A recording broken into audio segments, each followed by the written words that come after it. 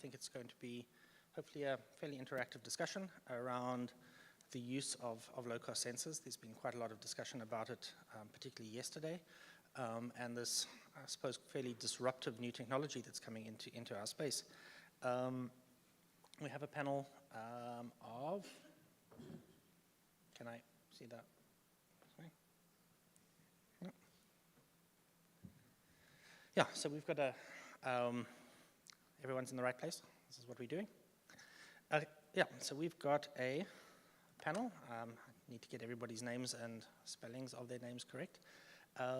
So we've got a panel of 6 people representing some of the instrument suppliers and some of the people working in the development of these low-cost sensor networks.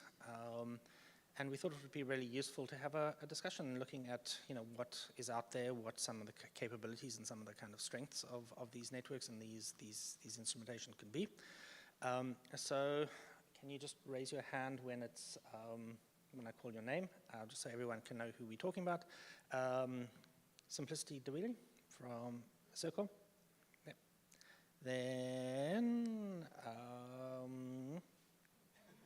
yeah. Sorry. Wait, can I get that screen back? Okay. Barine Steinberg from Aero Electronics, Thomas Begila from Envirocon, then Greg Lewis from EarthSense, Mark Wickingbed from Argus Scientific, and Rian Kruger from CNM Consulting Engineers. I got that wrong earlier. So welcome. I think this covers a fairly broad range of the instrumentation suppliers and the networks that are operating in the space. And I think just to start, if we can have a minute or two about who you are, what it is that you're doing, and maybe not to make this a sales pitch, but like 1 minute on like who it is, what you've got, what kind of instrumentation you are, and then that will be the last of the sales pitch of this discussion, right? So can we start on the side and then move that way? Okay, my name, as you've seen, is Thomas Begala. Some of you might know me for a long time. Professor Ruloff over there, Dr. Brigitte over there. I have been in the academic and now I'm in the corporate stroke technical space, and I represent one of the instruments we're going to talk about, the QNAC. And I've also worked on some other low-cost sensors, but I'm happy with what I'm working on right now, the QNAC. Thank you. Okay. Mark?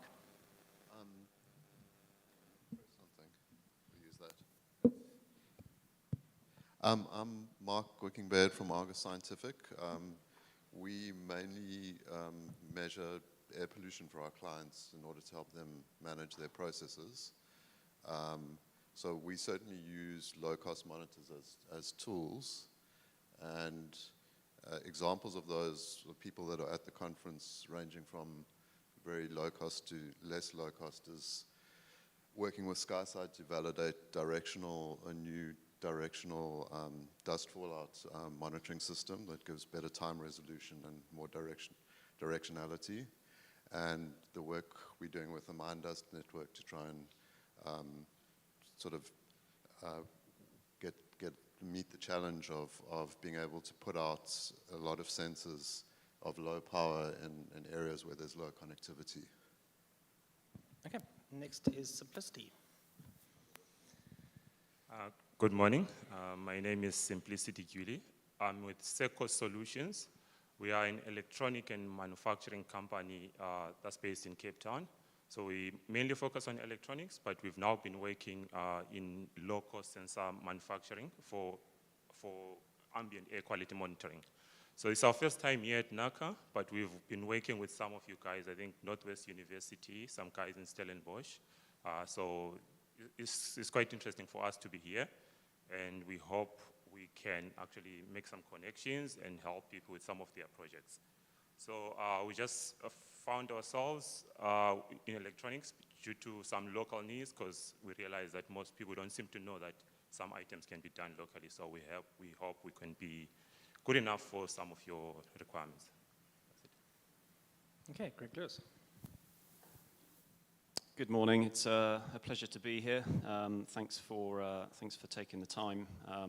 My name's Greg Lewis. I'm one of the directors at the UK-based manufacturer called EarthSense Systems. We've been working with a couple of local partners here in South Africa, CNM and Sedulitas, for about 6 years now, and have benchmarked a number of studies in South Africa through Northwest University, Richards Bay Clean Air Association, and have a few deployments with mines and some of the municipalities in South Africa. So, yeah, it's a growing debate, and looking forward to having an interesting conversation. Thank you. Hi. Hello? Yep. Hi, Verinia from ERA Africa and Gondwana Environmental Solutions. I'm in the sales department there. So sales-related questions would be appreciated, thank you. We are the distributors for QuantiQ from America and also for Oism from India. I know Envirocon also has the Oisms and one other company. And then we also have some of the low-cost sensors for Zwinsoft, which we have up in Africa, not necessarily in South Africa. But then we also have our own low-cost sensor that we're developing or developed, which we spoke about on Monday on the Lekotla. So it's a new system. And yeah, we'll chat a bit more about that. Rian? Rian? Good morning, everybody. Rian Kruger, CNM Consulting Engineers. I'm one of the directors. Been there for a while. I think it's 31 years now. So I've been to quite a few NACA parties, and with a few faces around here, there's a lot of stories. We do supply the EarthSense unit. We've supplied it to quite a number of governmental, parastatal, and private companies. We share the distributorship with Jakes at Sedulitas. I would like to address the thing about low-cost sensors. I think we must maybe say lower-cost sensors or lower-cost indicative sensors, because I think low-cost sensors is a bit of a very loose term. So that's just a point of view. Okay. So with that, if anyone wants to speak to them, there are stands downstairs. But let's get on to some of the kind of guiding framework for this discussion. And I thought we could base it around 4 major questions. We can just maybe discuss one of these first and then move on to the next one. So I thought the first one would be around the use case for developing networks of low-cost sensors or lower-cost sensors, and even what that means to say it's a lower-cost sensor. Where do we want to deploy it? Where is it useful? What kind of information can we get out of it? In a limited resource environment that we're in, why would we want to deploy these when you've got the reference sensors that need to be in place? I come from a background of running reference networks, so I understand the importance of that. But I think that would be the first question. It's like, where do we deploy them? What does it look like? What does kind of the use case of networks of lower cost? And, lower cost are not all the same, right? You have different ones for different purposes. And I think we've got quite a good range of what is on offer here and where we can play with that. The second question I thought we can spend some time talking about is like, how do we deal with things like standardization and quality control? If a sensor says your SO2 is 5 ppb, how do we know it's 5 ppb? How do we make sure that that links in? And where do we get these? Anyone can put a sensor and an electrochemical cell together and like make it work. But does that actually give us the kind of information that we need? And does that give us useful and indicative information to drive our decision making forward? The third point I thought would be a discussion around data management and data sharing. How do we get that data out to the community? How do we get that data out to the public? What becomes useful in that? And then finally, around when this starts getting pulled together. Like how do we frame a national network design? How do we link it into the network of reference sensors? How do we deal with things like citizen science? And, as these Internet of Things networks start developing, how do we play with that? And then I suppose there's opportunities for anything else to be thrown at the panel, like as we get there. But if we give maybe 10 minutes around each of these topics, and then we can have some closeout discussion at the end, if everyone's happy with that. So let's just start talking about the use case. Maybe we could just get a quick statement from everyone on the panel, if you've got a thought around the use case and where you think the different types of low-cost sensors can come in, or lower-cost sensors can come into a network, where their strengths are, where the weaknesses are. And starting with Thomas. Thank you, Doc. Thank you, Doc. So I won't bore you much with the nitty-gritties of the instrument that I'm currently looking at. That's the QNAC. But what I can say is, and I know my fellow panelists will also agree with me, many of our low-cost sensors, or as Rian says, they are lower-cost sensors, but I would like to look at the QNAC as low-cost near-reference sensor, and if you would like more information, I can tell you why. So I'll speak specifically on the QNAC. So it's one of those instruments that I was introduced to fairly recently, and from my experience of servicing, calibrating, and dealing with many of these reference and now low-cost sensor instruments, this one in particular, I found it to be,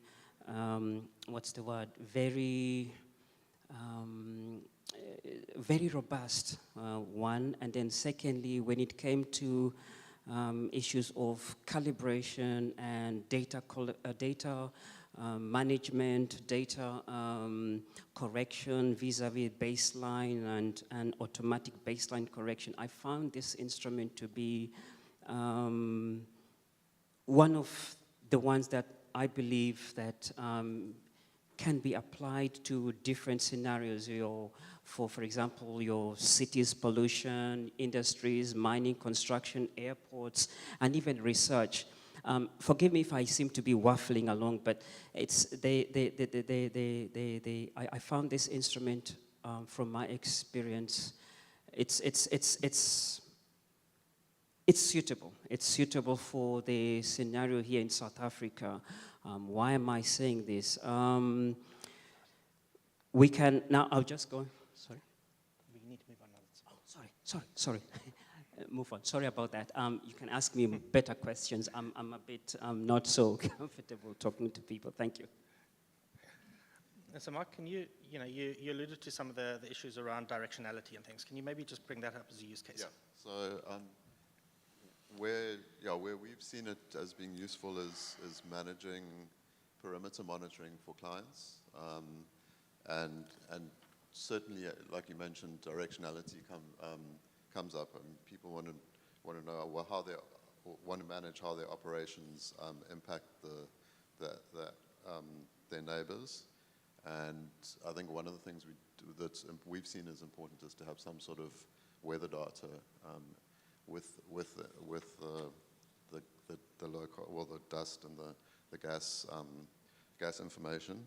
It's also very useful for as a screening tool or a way of getting a wider measurement in an area where there may be a reference sensor, but you need more information about specific sources or more information about what's happening in a particular airshed.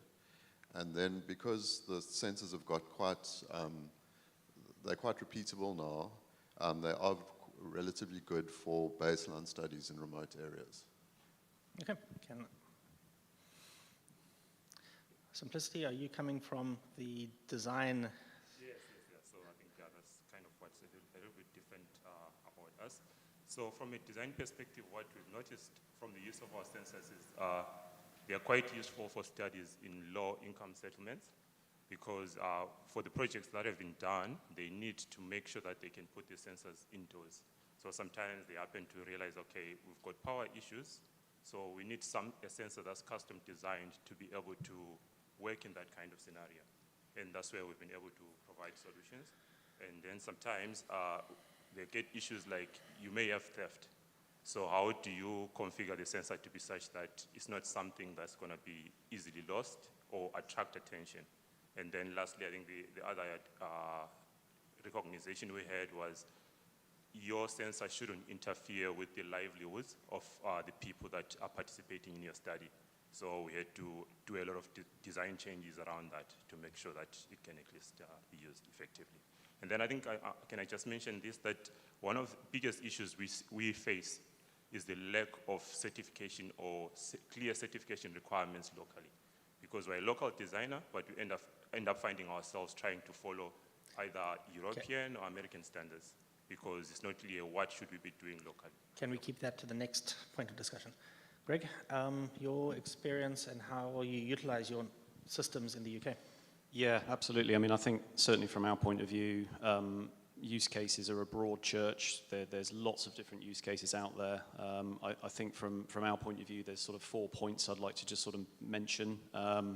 The first is it's really important as a potential user of systems, and I'll agree with Rian, the term low cost conjures up less than favorable connotations perhaps with certain devices, but it's important to think about what you want to achieve with the data, how you want to achieve it, how you want to access the data, what the data is going to be used for. But predominantly, I think it's important to consider supplementary hybrid networks. So reference analyzers are the regulatory standard. They're the gold standard when it comes to adherence to law, using data in law and legal cases. But more data in more places is really important for health outcomes and understanding where you want more metrics to sort of better inform downstream policy. So I think that's an absolutely key one. It's really useful for sort of building information on source and receptor relationships. So where are your emission sources coming from, what concentrations you've got at a very local site, and what downstream receptors you might have that might be elderly, school children, people that might suffer adverse effects from pollution. I think that's really important as well. And also making sure that you're using that information for behavior change and community engagement. I think a lot of the time sensor data ends up in a silo. Lots of manufacturers do things very differently. The data isn't open sourced. It ends up on private systems which aren't shareable. One of the big things we're doing in Europe and the UK is making sure that data is unified and is open to general public, especially if you're deploying large networks of systems. So that's key. And I think that data actually has a byproduct, and it can be used for informing policy decisions. So if you're looking at baseline studies, as Mark mentioned there, I think you can use that data to help inform what potential mitigation strategies you might have. So that might be pedestrianisation as an example. So just a few experiences. Thanks. All right, so at Aero, what we've realized is, we've got a saying. If you're going to stand in court, you need a reference instrument. But if you want to know if there's a problem or not, and it's something that you just want an indicative or a trend analysis idea, you use a low-cost sensor. As everybody knows them as a lower cost sensor. They're not that low, but lower cost sensor. So we've used them in quite a few places. So some of the weaknesses that we found, for instance, up in Africa, some of the data don't work on some of the telecoms. And fortunately in South Africa, we don't have that issue. And yeah, some of the strengths that we've had with the systems is they're very robust. They're not as high maintenance as some of the air quality monitoring stations. They don't require zero and span checks every 2 weeks. They don't require calibrations monthly, et cetera, et cetera. So they're a lot less maintenance intense than the reference stations. But yes, you do need your reference stations still, because where are you going to calibrate it? How are you going to co-locate it? Because calibration is an issue. It's one of the weaknesses of the systems, and there is no standards in South Africa. It's something that we definitely need to have a look at and need to emphasize that all of us sitting here, need a guideline on how to do it and what would be the correct way of doing it. And I don't think that the European standards or the US EPA standards are the way to go. It's not suitable for South Africa. We have different policies in South Africa, so it's definitely something that is a concern to all of us, and definitely something where we need a standard. So yeah, those are some of the strengths and weaknesses, or places that we've used them is all over. Waste treatment plants, you can do TVOCs, methanes, and ammonias. There's different places that you can use. Mines, generally, we look at the PMs, etc. It's very useful at the mines, especially if they have an exceedance in one specific place. They don't know why they're having that exceedance. We put one of these instruments down, and that's normally on a rental basis, and we have alerts on them. So if they reach a certain limit or it spikes, we can actually go to that place in that area and see where that problem is and what's happening in that area at that specific time where they're exceeding that limit. And it helps them to identify where their source of this exceedance is. So that's been a great, great help. The instrument definitely has helped us in that. And the PM sensors are really, really the lower cost of the low-cost sensors. Thanks. If I look at the units we've supplied, it's quite a range of clients. So it has helped different clients with different areas that they are looking for. It's, in the Cape area, we have a few, especially the George one for Johan and Skuman. He uses it as a hotspot monitor. If he's got complaints from people, he will take the unit out and take it to the people's homes to put it down and get some information, see if is there a spike, is there a trend of a problem. On the other side, we have one in the midstream area in Pretoria, and there we have also a community phoning in very quickly if they smell something, and the client can quickly look at the unit and see, yeah, it is H2S having a problem. Then on the mining side, the PM is definitely where I think all these units, PM units, are quite stable and good. And then the parastatal is currently using it as checking them against reference stations, and we still await for a little bit more of their information to see what they say about the unit. So yeah, it's quite an array of clientele. Okay, thanks. I'll take one or two questions from the audience, if there are any. Brigitte?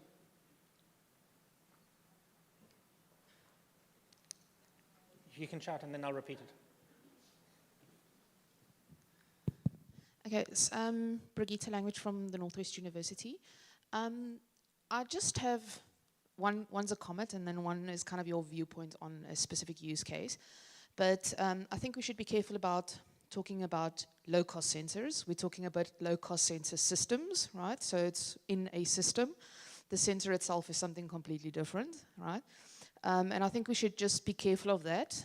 We are evaluating, in this case, a specific sensor that we are purchasing to use somewhere. So that's, or talking about that sensor in that way. So that's just the one point that I wanted to make. The other question is, I know a lot of you are focusing on ambient applications or uses of these instruments, but a big part of what we want to achieve in South Africa as well is continuing the work on indoor air quality and the status of indoor air quality, both in low-income communities as well as generally within cities and towns. How would you approach that with the current state of the use of low-cost sensors in South Africa? So do you think we are working towards that or not? And based on the current instruments available, how many of those are actually usable within an indoor environment, really, based on size and things like that?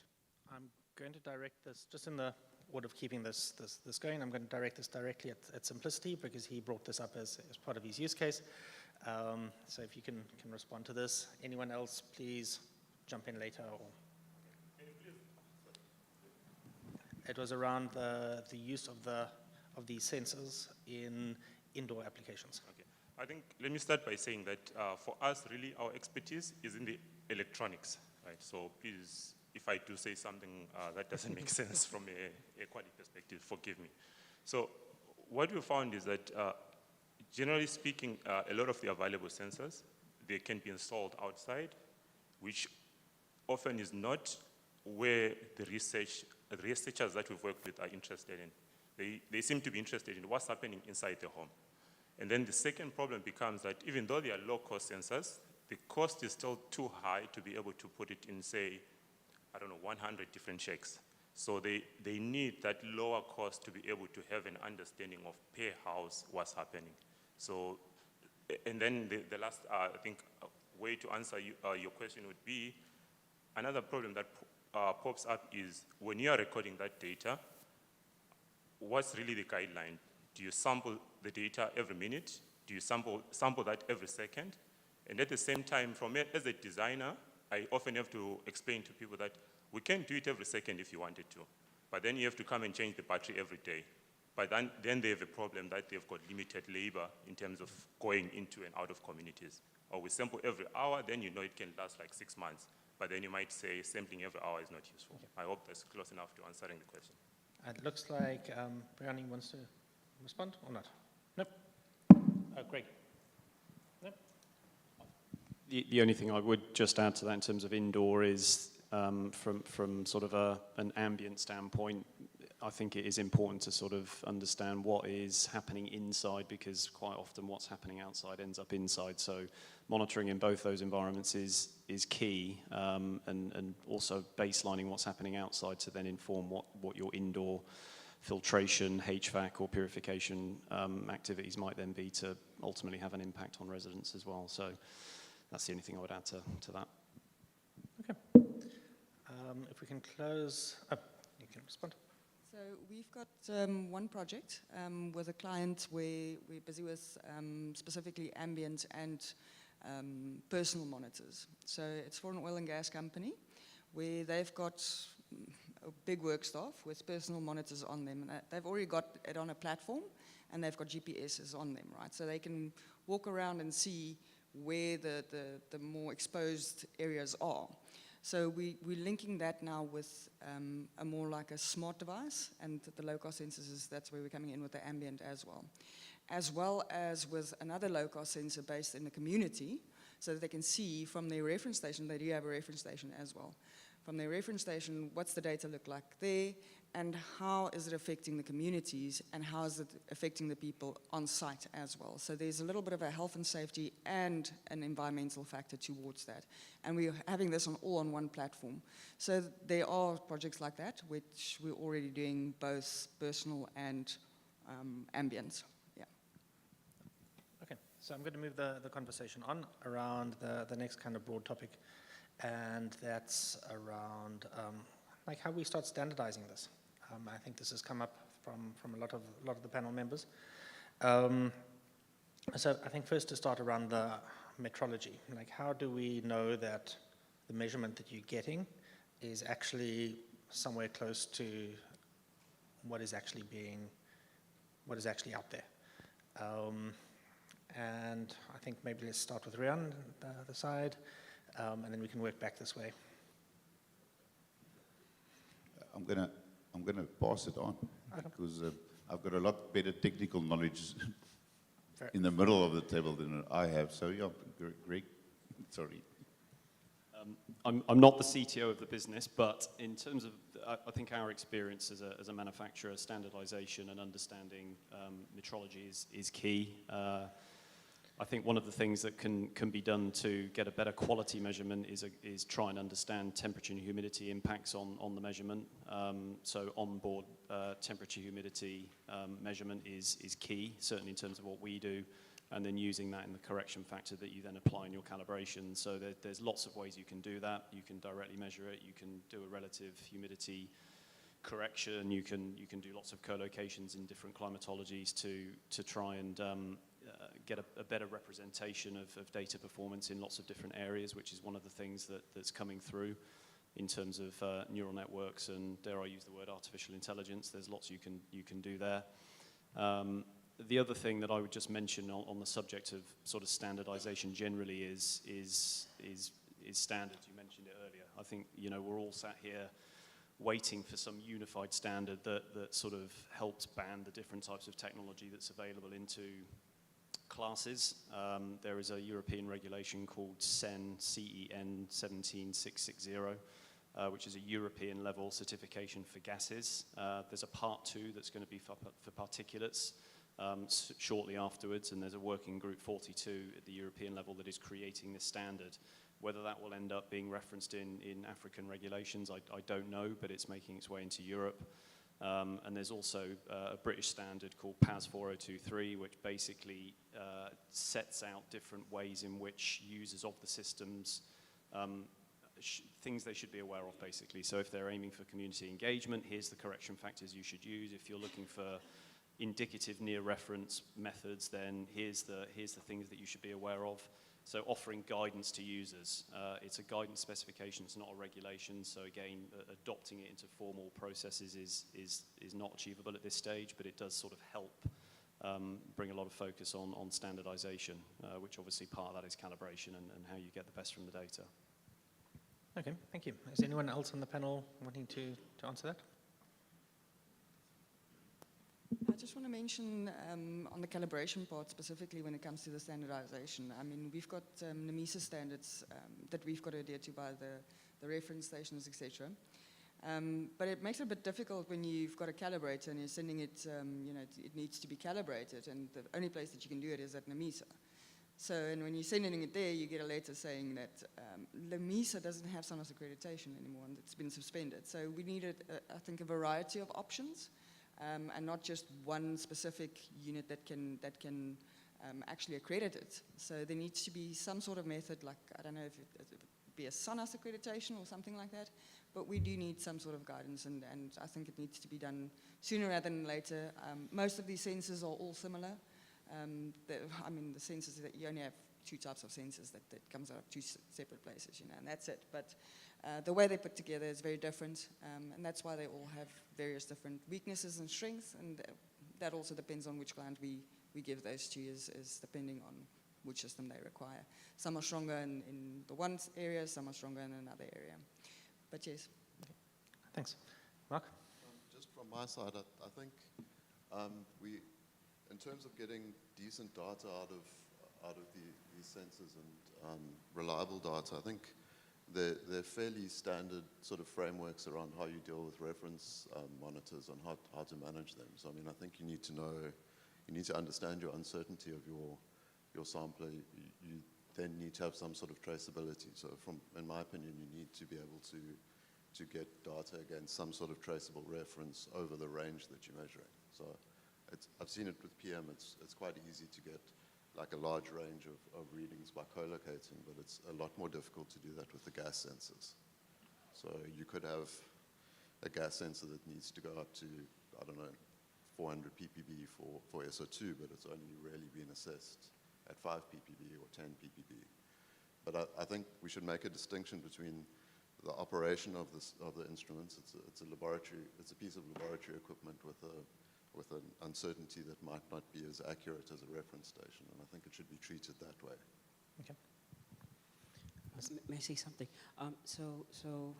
In my experience with this particular instrument, we have been able to co-locate it with reference stations, not only within our lab, but also some of the SACWA stations that are still operating.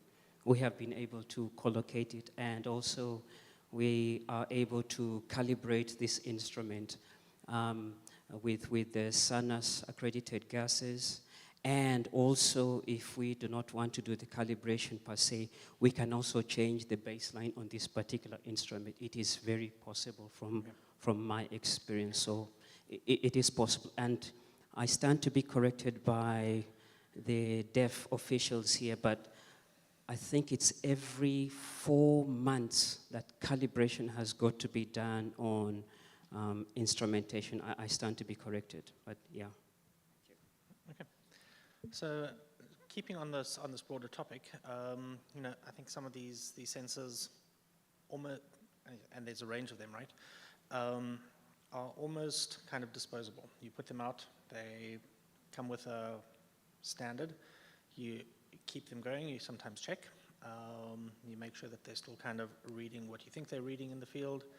And, and then once it's died, and you get a new one, right?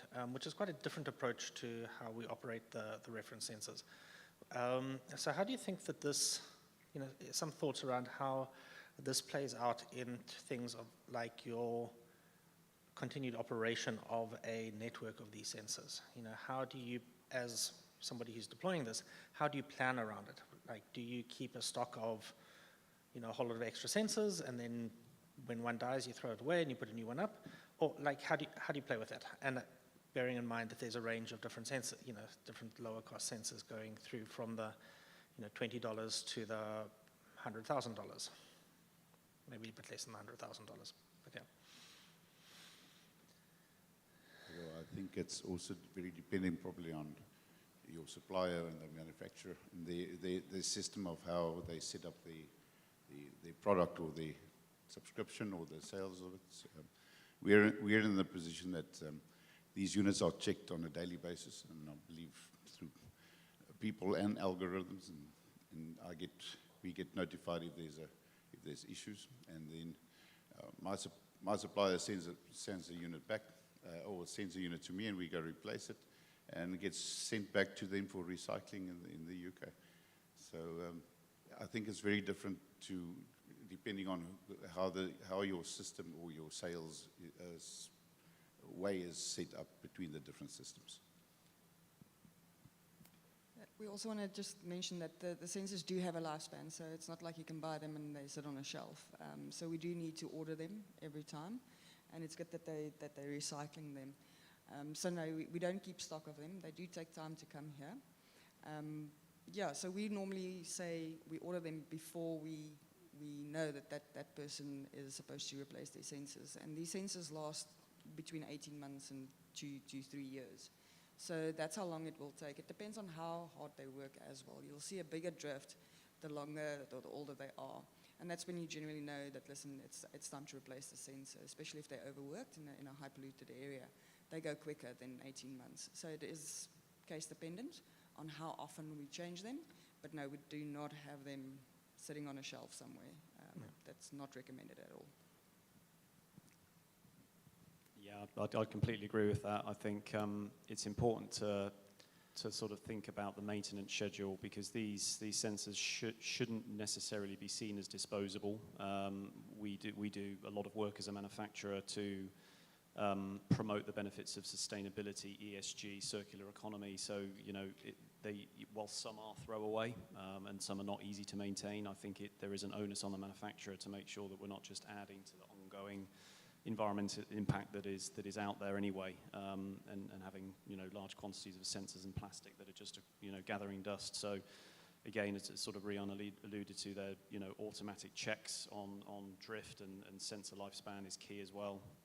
Making sure that if there are calibration changes that you're dealing with that remotely if we can, and if there is a replacement required, then it's done at the end of life, not necessarily before. So sweating the assets for as long as possible, but also making sure that the data quality is as good as it could be and needs to be for the application in which the sensor is being used. So there's definitely a number of considerations around end of life and how you manage that, and yeah, it's key for the environment, I think, in sort of our opinion.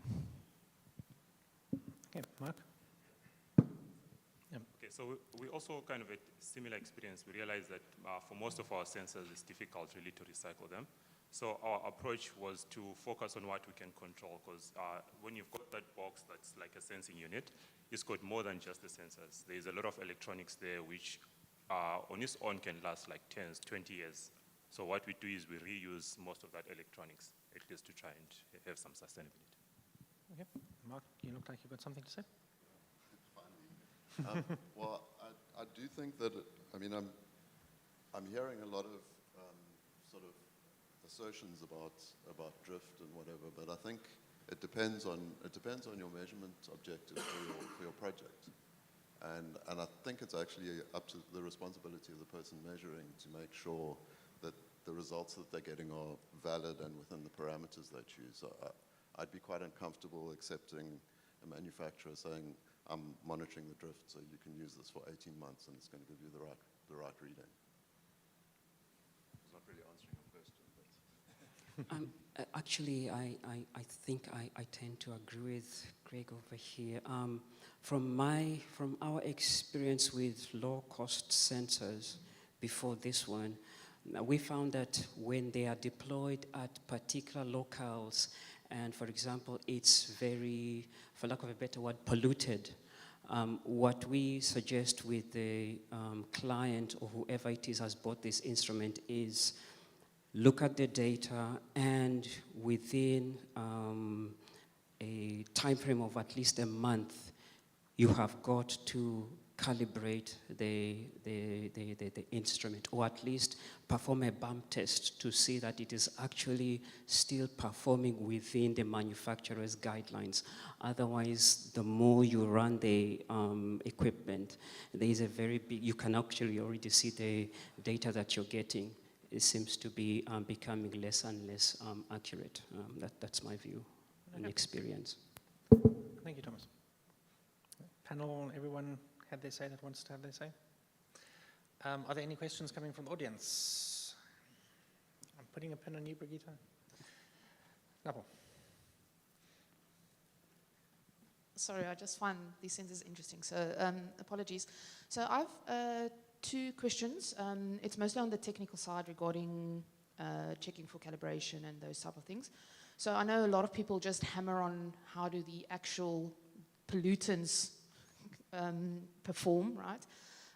But just take into consideration in our LCS study we did, I went a little bit deeper and I even looked at the comparison between, for instance, your RH measurements as well as your internal temperature measurements between some of the sensors, and found up to a 20% difference between the sensors that are co-located next to each other. So if you're using that for internal correction to your concentration that you're putting out on your database, that needs to be taken into consideration. If there's a 20% difference between sensors in a network, that could lead to some significant biases in your data as well. So that's just one thing. And then also the other comment is on concentration ranges, right? So what is your experience on the performance of these sensors at lower concentrations versus higher concentrations? As I think if you deploy sensors that perform better at a lower concentration in a high concentration area, that might increase your bias as well of up to 80% in your data. So the absolute area you get in your data. So just what's your viewpoint on that as well? Okay, does someone want to start thinking about that? While you're thinking about it, Napo. Thanks, Chair. Thanks to the panel members. Rihanna, I still would like to challenge you to say something with your experience so that you add value to that calibration part or verification part. So also just based on my experience, in terms of how the sensors are manufactured, they're prone to many challenges in terms of the matrix effect and so forth, sensor lifetimes and things like that. And then for the guys that are already using the locally manufactured, I think it's a little bit, I think on a disadvantaged side not to maybe work together on your complete products, to have a setup where you can compare your sensors, how they agree with each other and so forth, just to assist to identify the problem with the specific ones, because even in some fields, in the testing field where there is competition in what you are analyzing, there is that lack of working together to solve a particular problem that can benefit the wide audience of clients or so forth. We tend to do in isolation and the problem persists for as long as possible.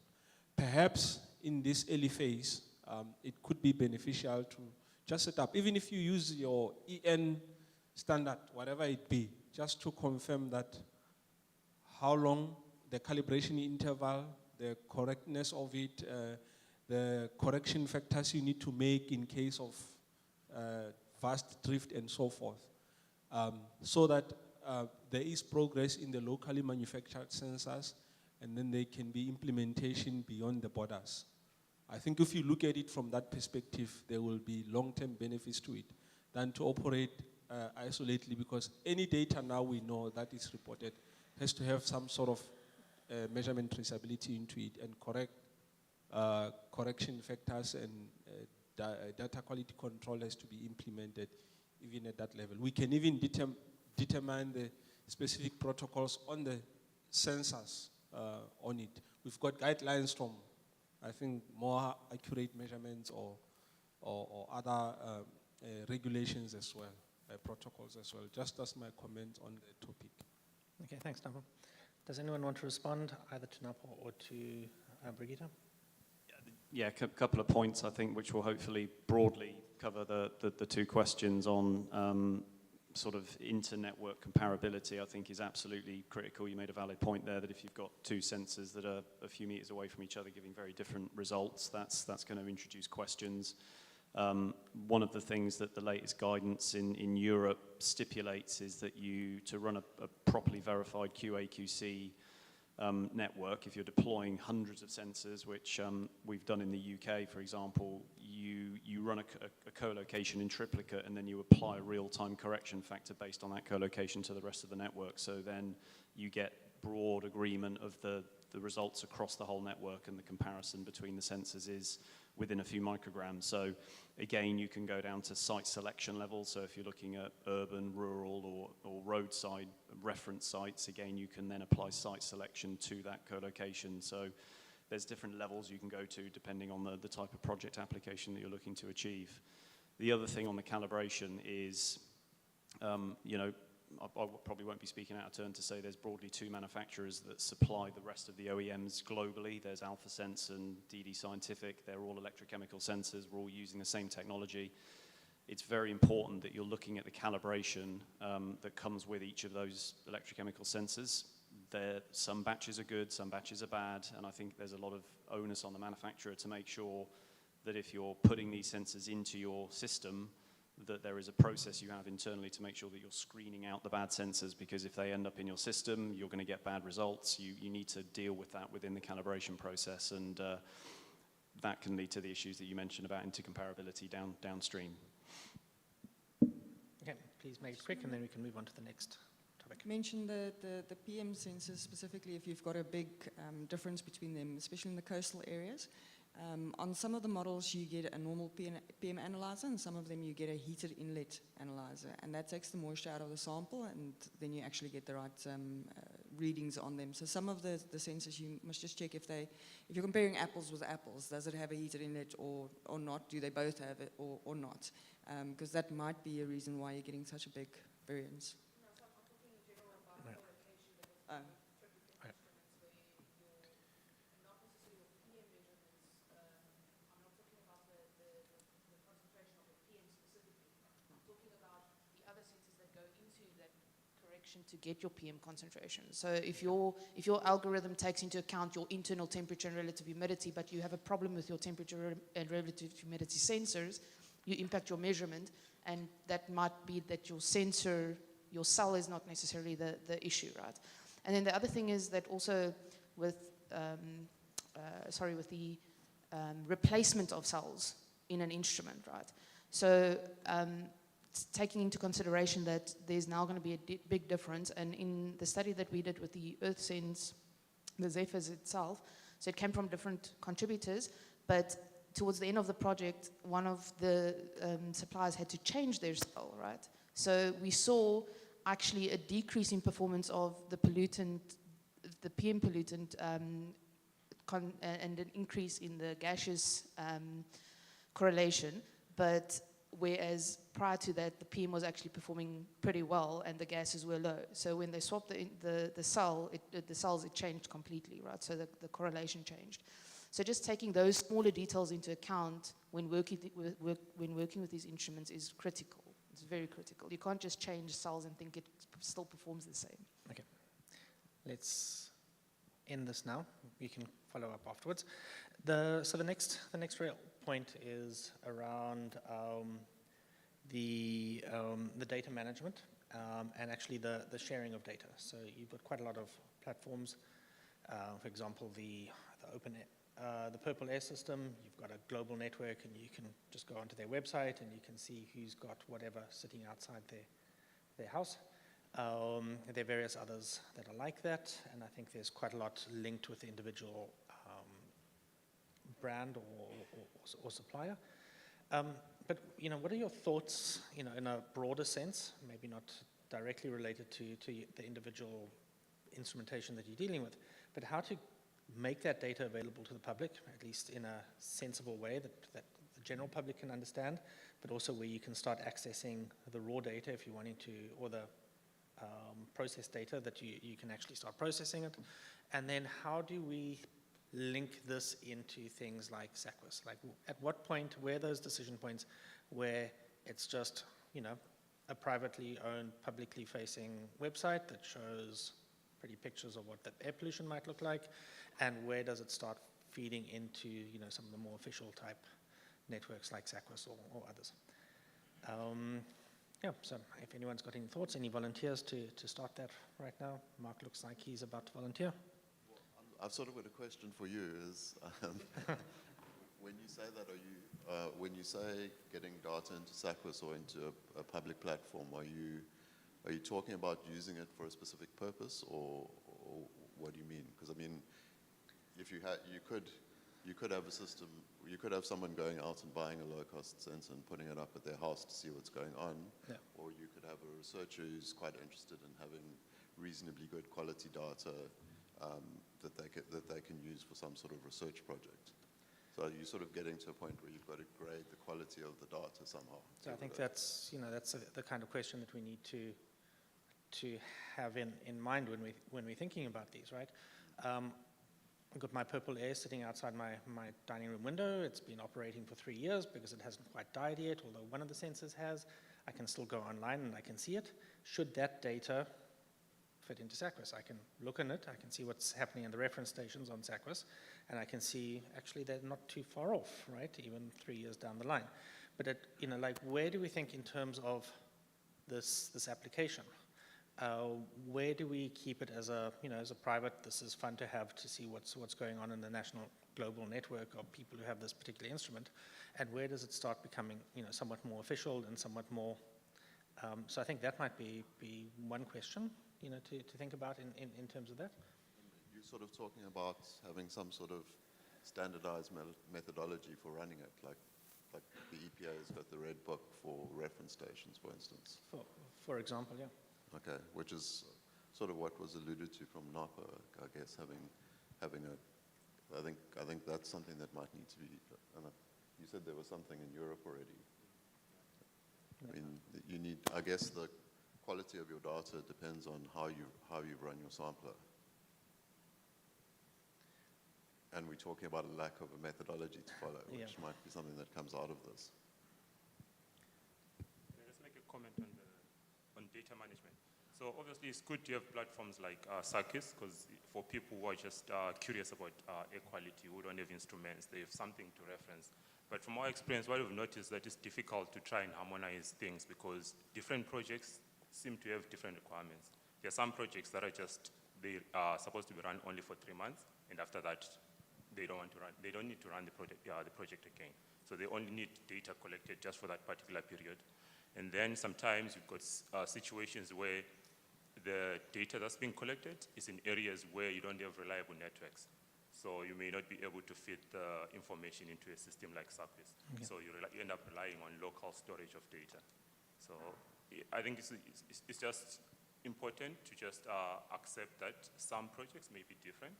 So yes, it's good to have networks like SACWIS, but they may not always be the best solution. So we have reference stations, both reference stations and local sensors on SACWIS. So our OISMs are already reporting straight to SACWIS, etc. Some companies don't want their data to go onto a government platform, right? They want to keep it to themselves, and it's an indicative instrument, and that's it.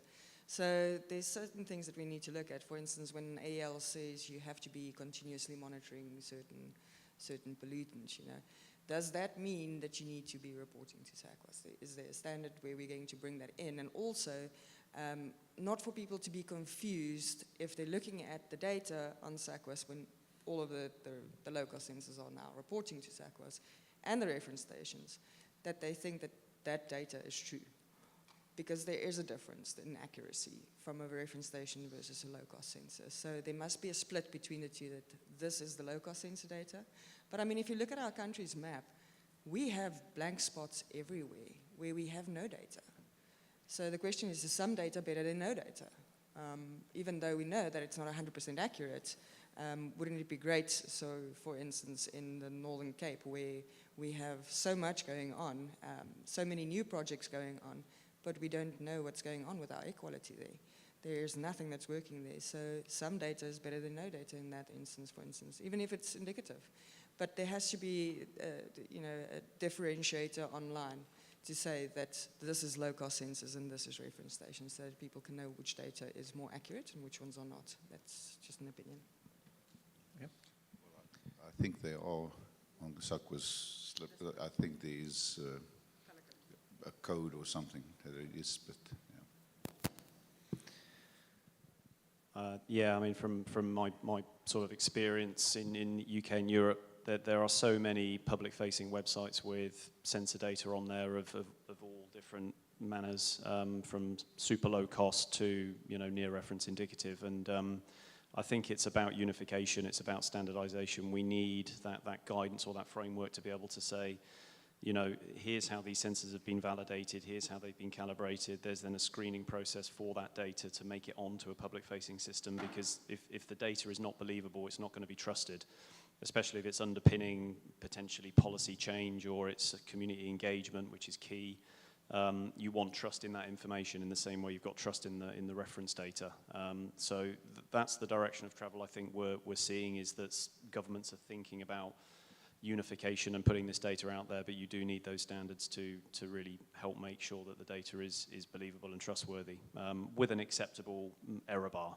Obviously we're talking about indicative systems here that are not reference equivalent, but they are near reference in many cases, and that data should be treated as such with the appropriate health warning and caveat on it. Okay. May I just make a small observation? I think the Department for Environment is in the process of trying to standardize all air quality data, whether it's from the mines or from different areas that are doing the measurements of air quality. I think it's in the process of being done. I stand to be correct, but I know it's in the process. Yeah. Okay. Can I open up to the audience for any questions at this point? Anyone got any thoughts around this? I see Warren's trying to raise his hand. Thanks.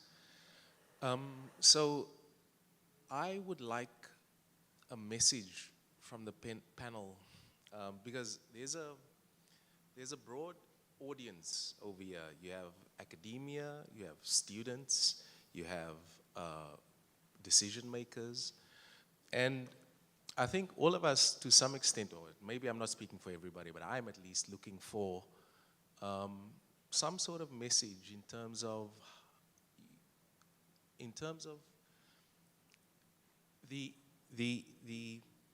ability to, do we just go out and use low-cost sensors versus compromising on the accuracy or the quality of the data? So it's one thing to decide, let's just populate the whole of South Africa with low-cost sensors, but you cannot trust the data that you are getting from there, because there's no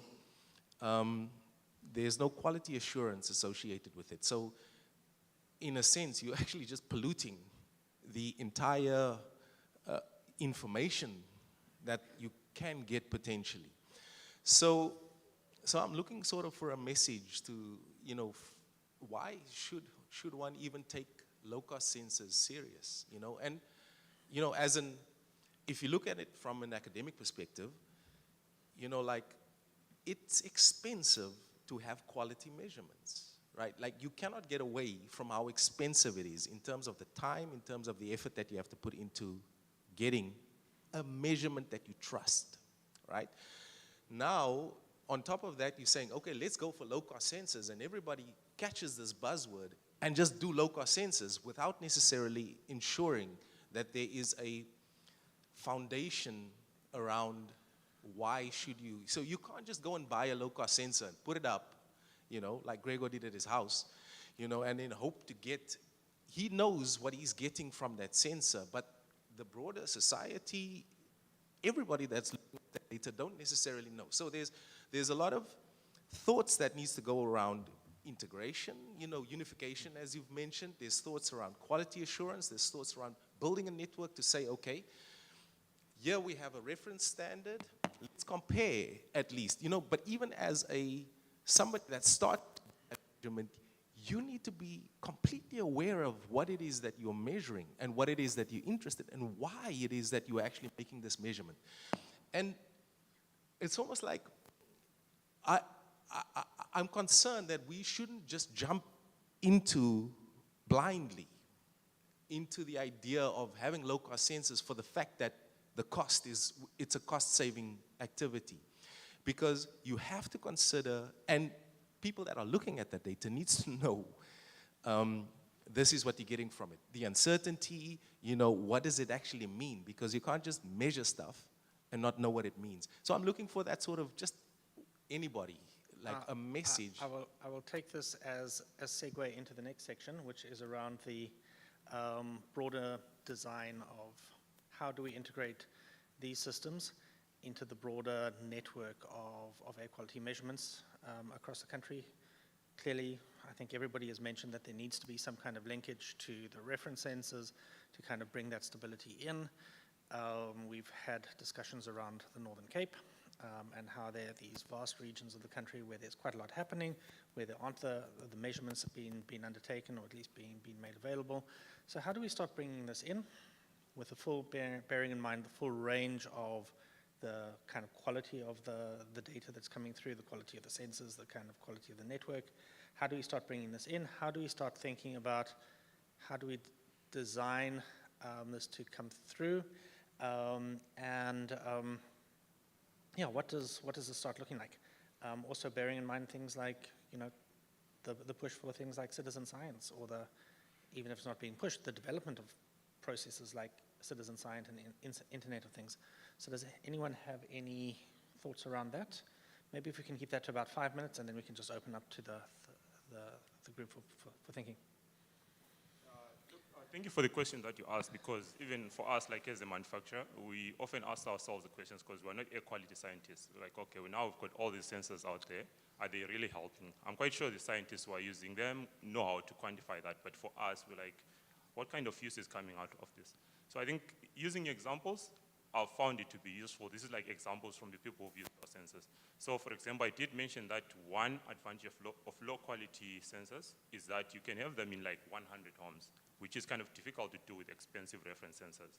So they gave us an example where they said, you know what, we had this project and we realized that for one of the participants, the PM was being maxed out on your sensors, as in like it goes above 500 ppm, or was it 1,000, I can't remember.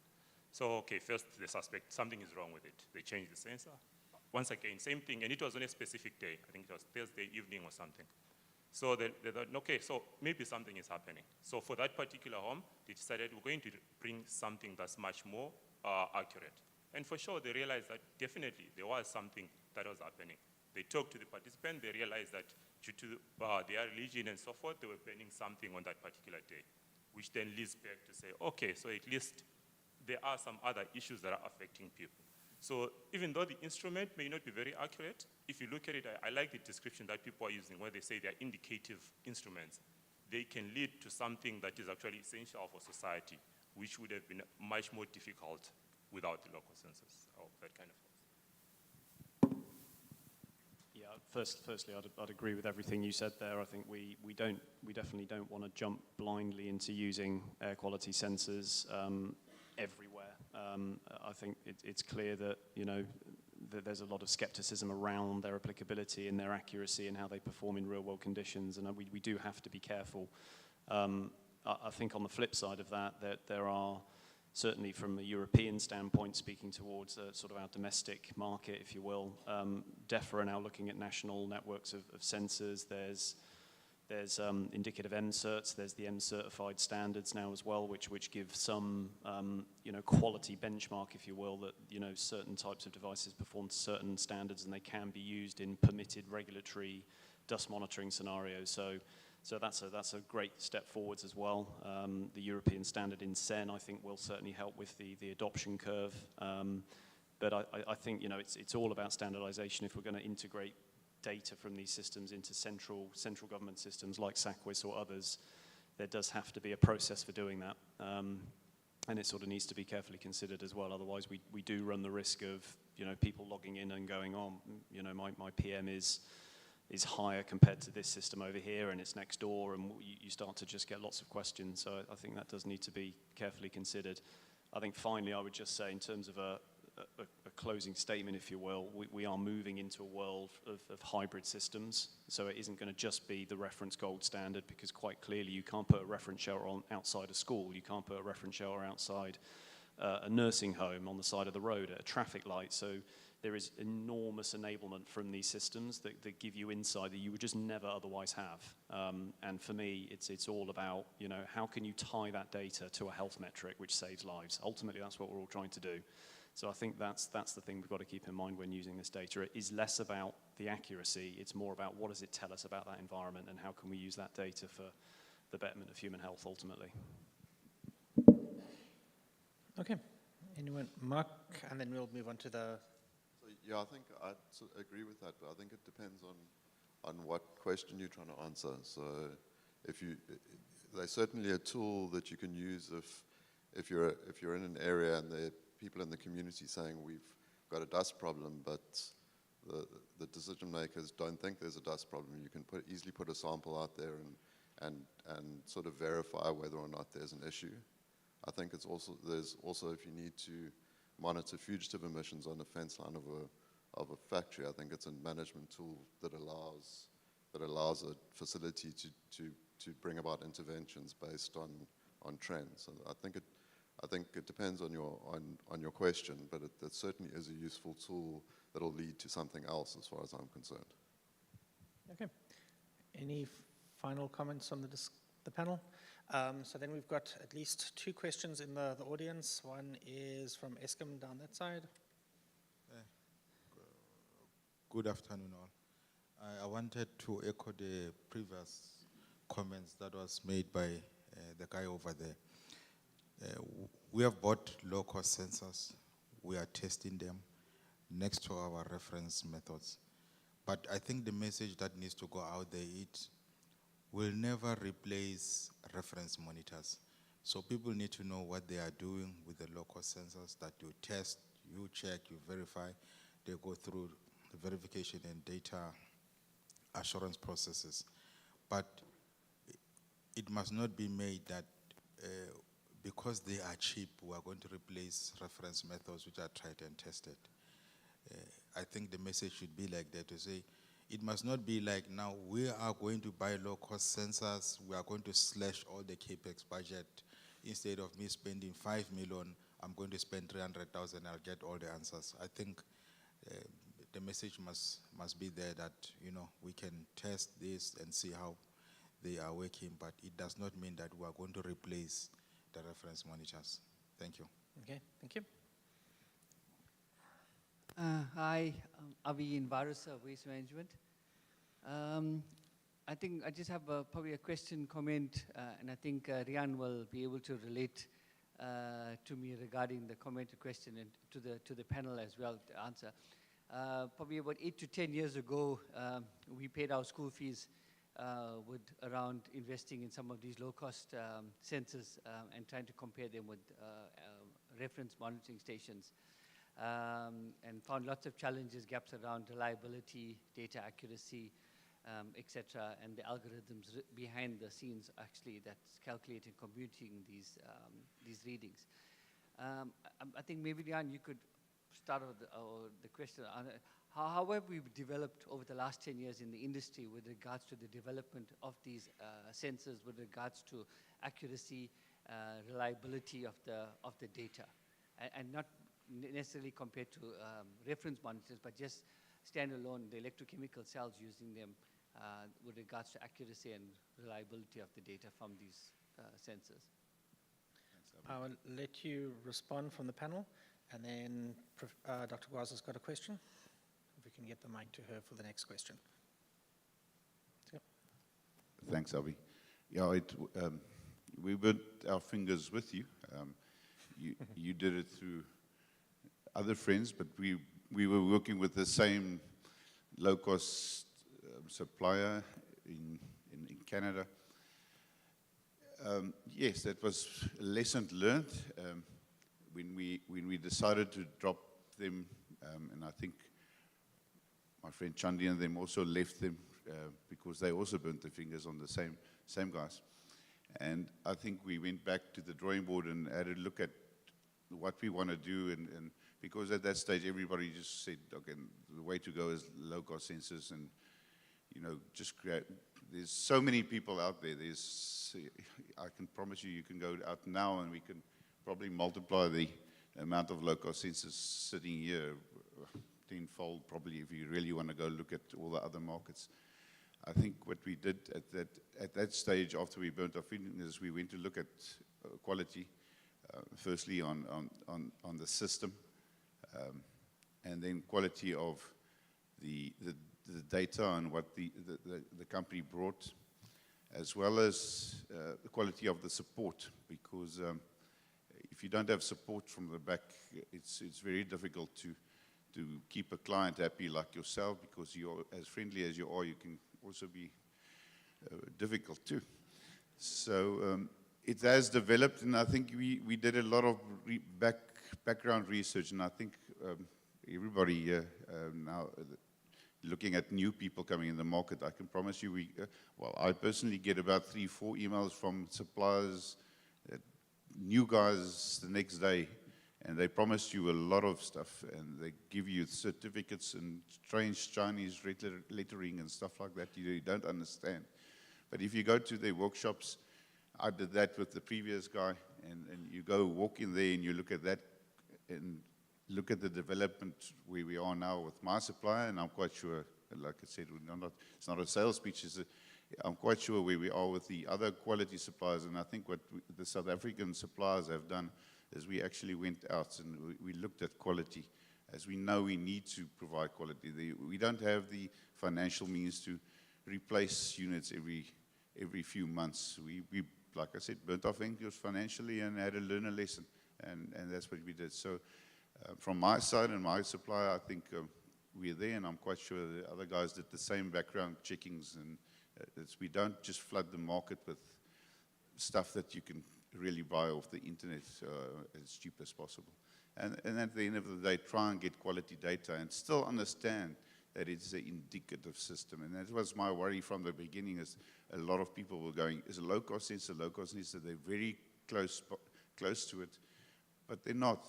And Abel is 100% correct. At the end of the day, it's an indicative system to assist you, to see if there's something wrong. Put it out there, yes, there's a problem. Let's put a station there if it's necessary, and make decisions from there. Use it as an indicative deciding factor to go further, invest further if it's necessary. Okay, thank you. Dr. Kwaza.